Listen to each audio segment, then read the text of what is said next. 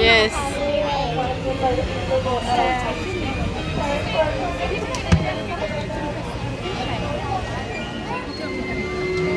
And away we go. Good afternoon and welcome aboard the Fauna. My name is Cynthia. I will be your storyteller for today.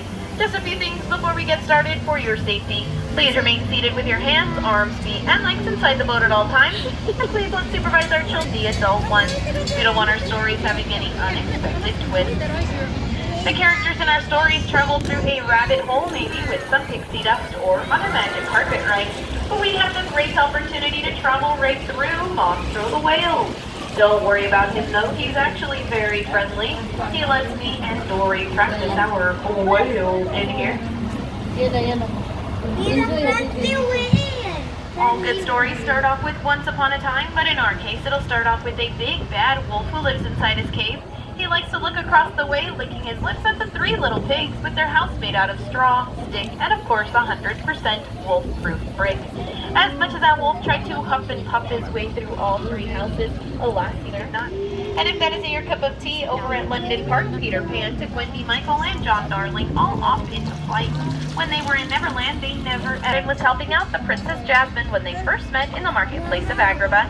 They didn't know it, but they would actually be getting married inside that golden palace by the Sultan himself. But before they could get married, they took a magic carpet ride over, sideways, and under through these magical archways where they both fell in love and they found their sense of adventure.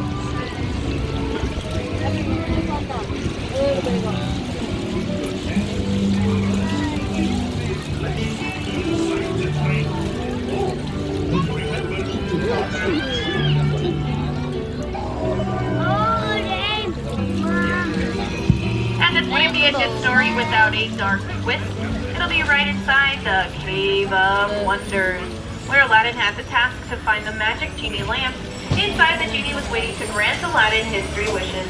All Aladdin had to remember was to only touch the lamp. Get a little help from Tinkerbell and some of her pixie dust so that they never ever have to grow up.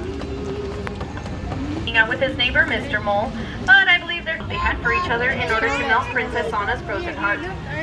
In this small Alpine village, a carpenter named Geppetto carved a little wooden boy and wished upon a star for him to be real. It wasn't until Pinocchio was finally able to grant them their wish. Oh, feet. She took her very first steps over at Prince Eric's castle, where she found her voice again and her way back to Prince Eric. First began at the entrance to Atlantica, where King Triton still lives with his 6 other daughters. On behalf of all the storytellers here, thank you so much for joining us today on Storybook Land as we approach the dock.